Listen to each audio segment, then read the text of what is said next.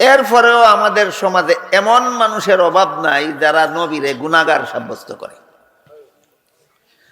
বর্তমানে যারা যারা মুসলমান সমাজে নবীদেরকে গুনাহগার সাব্যস্ত করে, এদের মধ্যে একজন আছেন স্বঘোষিত আমির। কেমন আমির?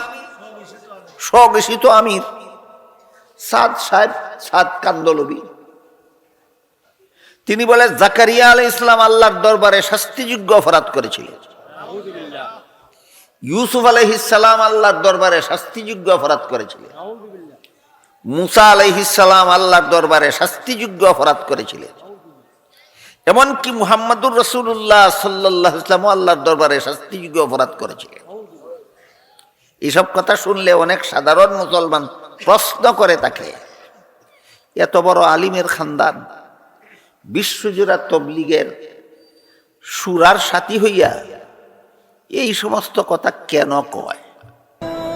সত্যের পথ অবলম্বন করুন। KH Islamic media. সাহাবায়ে কেরামকে আল্লাহ পরীক্ষা করছেন। রাসূল হলেন উস্তাদ, আর সাহাবাগণ হলেন ছাত্র, আর আল্লাহ হলেন পরীক্ষক। সাহাবাদেরকে আল্লাহ রসুলে উস্তাদ হইয়া 23 বছর পর্যন্ত কোরআন হাদিস পড়াইছেন, লেখাইছেন। রাসূল উস্তাদ হইয়া সরাসরি সাহাবাদেরকে কতদিন লেখাপড়া করাইছেন? 23 বছর। 23 বছর আল্লাহর রসুল উস্তাদ হইয়া সাহাবায়ে কেরামকে সরাসরি কোরআন লেখাইছেন, কোরআন পড়াইছেন, এবং কোরআনের ব্যাখ্যা হইল রসুলের লক্ষ লক্ষ হাদিস। এগুলি কোরআনের ব্যাখ্যা হিসাবে সাহাবাদেরকে পড়াইছেন, লেখাইছেন। এরপরে সাহাবাগণ তো ছাত্র, রসুল হইলেন উস্তাদ।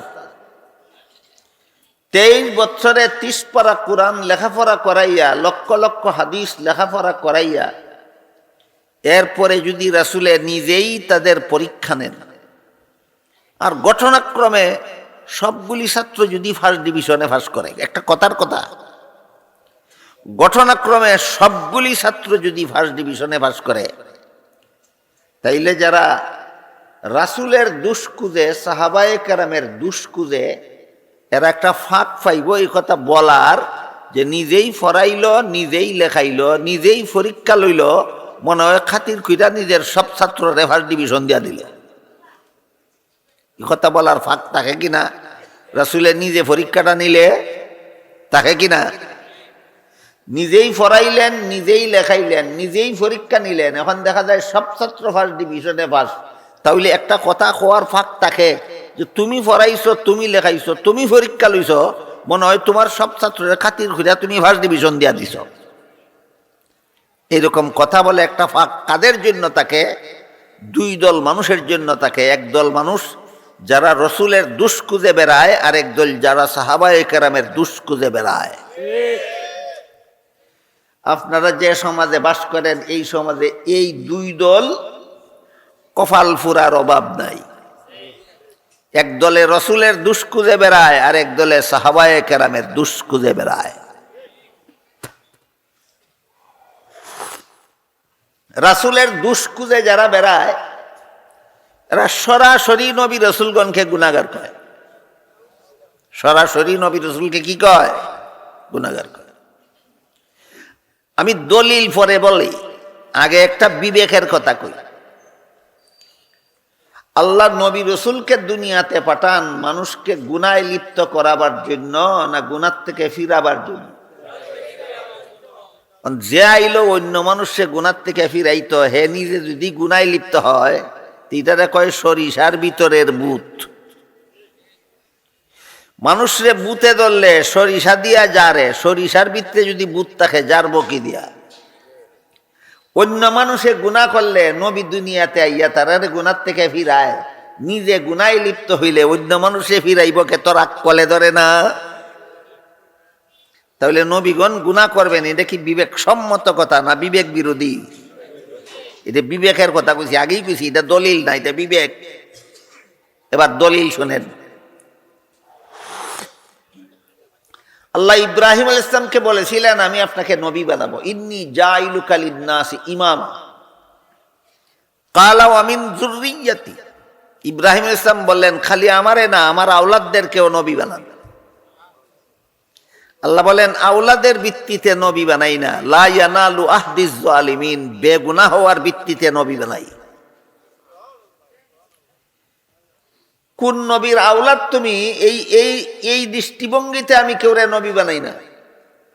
তুমি গুনাহগার না বেগুনা, ওইটা যাচাই কইরা নবী বানাই। যারে আমি, যার যে আজীবন বেগুনা তারে আমি নবী বানাই, আর যারে নবী বানাই সে কোনোদিন গুনাহ করে না। তাহলে আল্লাহর নবী বানাবার একটা মূল নীতি আছে, গুনাহগার হওয়া না বেগুনা হওয়া। এটা কি বিবেকের কথা কইলাম না দলিল? হ্যাঁ, এটা হইল দলিল। নবী বেগুনা হওয়ার যথেষ্ট পরিমাণ দলিলও আছে, নবী বেগুনা হওয়ার বিবেকসম্মত মানুষের বিবেকও আছে। এরপরেও আমাদের সমাজে এমন মানুষের অভাব নাই যারা নবীরে গুনাহগার সাব্যস্ত করে। বর্তমানে যারা যারা মুসলমান সমাজে নবীদেরকে গুনাহগার সাব্যস্ত করে, এদের মধ্যে একজন আছেন স্বঘোষিত আমির। কেমন আমির? স্বঘোষিত আমির, সাদ সাহেব, সাদ কান্দলবি। তিনি বলে, জাকারিয়া আলাইহিস সালাম আল্লাহর দরবারে শাস্তিযোগ্য অপরাধ করেছিলেন। ইউসুফ আলাইহিস সালাম আল্লাহর দরবারে শাস্তিযোগ্য অপরাধ করেছিলেন। মুসা আলাইহিস সালাম আল্লাহর দরবারে শাস্তিযোগ্য অপরাধ করেছিলেন। এমনকি মুহাম্মদুর রাসূলুল্লাহ সাল্লাল্লাহু আলাইহি ওয়াসাল্লাম আল্লাহর দরবারে শাস্তিযোগ্য অপরাধ করেছিলেন। এইসব কথা শুনলে অনেক সাধারণ মুসলমান প্রশ্ন করে থাকে, এত বড় আলিমের খানদান, বিশ্বজোড়া তবলিগের সুরার সাথী হইয়া এই সমস্ত কথা কেন কয়? একই কিছু বুঝে না, এরকম প্রশ্ন করে অনেকে। প্রশ্ন যারা করেন তাদেরকে আমি আজকে আমার পক্ষ থেকে জবাব দেব না, একটা ইতিহাসের দিকে আপনাদের দৃষ্টি আকর্ষণ করব।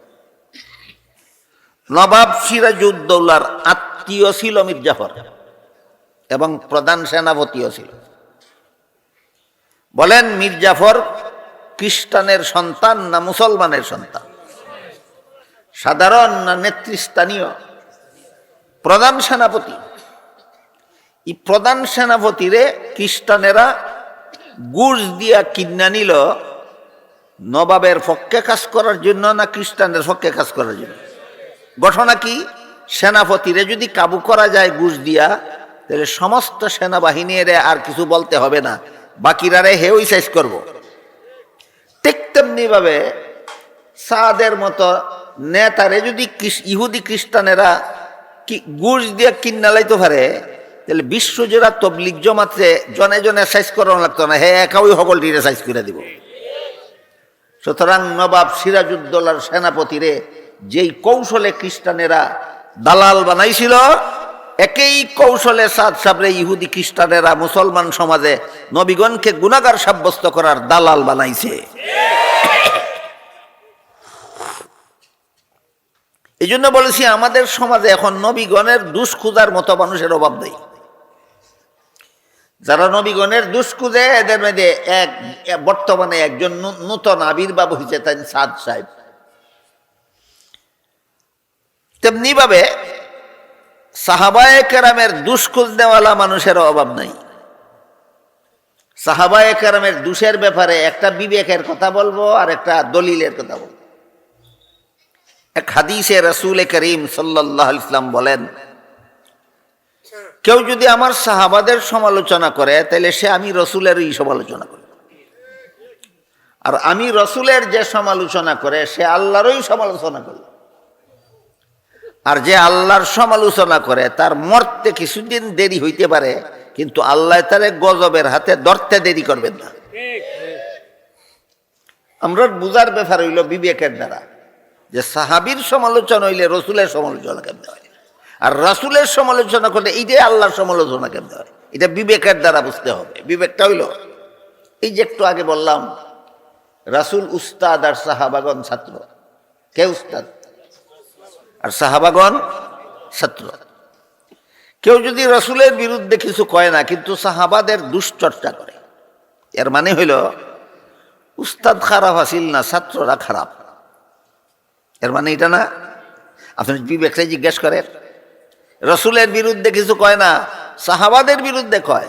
এই কথার মানে কি, যে উস্তাদটা ভালোই আছিল কিন্তু ছাত্রগুলি খারাপ। আমি আপনাদের জিজ্ঞাসা করি, ভালো উস্তাদের ছাত্র খারাপ কেমনে হয়? হইতে পারে? কাজী রসুল বলেন, আমার সাহাবীর সমালোচনা যে করলো, আমি রসুলের সমালোচনা করলো, মানে হে আমারে আমার সাহাবাদের অযোগ্য উস্তাদ সাব্যস্ত করলো। যে আমার সাহাবাদের সমালোচনা করলো, সে আমি রসুলকে সাহাবাদের অযোগ্য উস্তাদ সাব্যস্ত করলো। এইভাবে সে আমি রসুলের সমালোচনা করলো।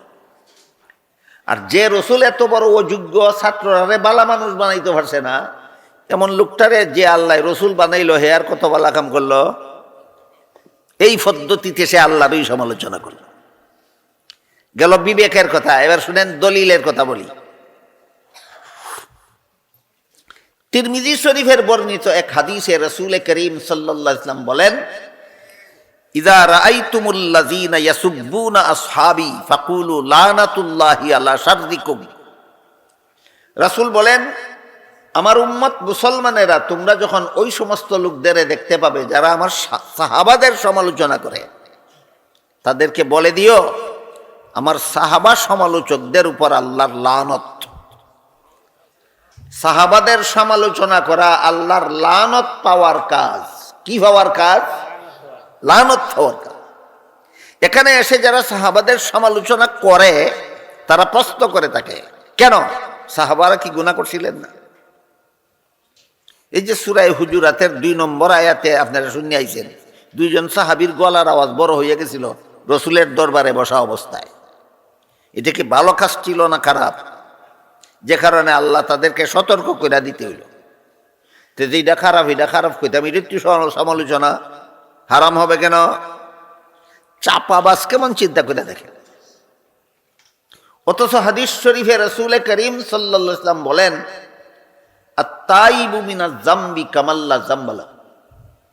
আল্লাহর দরবারে যদি কেউ গুনাহ করে আর যথারীতি তওবা কইরা গুনার অভ্যাসটা ছাইরা দিয়া নিজেরে সংশোধন করে নেয়, তাহলে আল্লাহ তার আমল থেকে গুনাহগুলি মুছে ফেলে। এটা তো সাহাবাদের জন্য নয়, শুধু তোমার জন্য, কিয়ামত পর্যন্ত সমস্ত মুসলমানদের জন্য আল্লাহর রাসূল বলে দিয়েছেন বিধান। অতীত জীবনে পাহাড় পরিমাণ গুনাহ করছো, আসমান জমিন বর্ষ গুনাহ করিয়া যথারীতি তওবা করে গুনাহ ছেড়ে দিছ, নিজেরে নিজে সংশোধন করে নিছো, আল্লাহর সাথে ওয়াদা করছো আর করবে না, তোমার পাহাড় পরিমাণ গুনাহ আল্লাহ তোমার আমল নামার থেকে মুছে ফেলবে। সুবহানাল্লাহ। সূরা হুজুরাতের 3 নম্বর আয়াতের তাফসীরে আপনারা এইমাত্র শুনলেন যে সাহাবাদের সংশোধন হওয়ার উপর আল্লাহ সন্তুষ্ট হইয়া 3 নম্বর আয়াত নাযিল করলেন। আমরা যদি সংশোধন হই, তাহলে সন্দেহ থাকে আমার সংশোধনটা ঠিক মতো হইল কিনা। সাহাবায়ে কেরাম এমন সংশোধন হইছেন যে আল্লাহ সন্তুষ্টি প্রকাশ করে কোরআনের আয়াত নাযিল করছেন। কাজেই সাহাবাদের সংশোধনের উপর সন্দেহ হইছেনি। তাহলে তুমি যদি সংশোধন হইলে তোমার আর সমালোচনা করা যায় না। সাহাবায়ে কেরাম সংশোধন হয়েছেন, আল্লাহ সন্তুষ্টি প্রকাশ করেছেন। এর ফলে সাহাবাদের সমালোচনা হারাম ছাড়া হালাল হয় কিভাবে?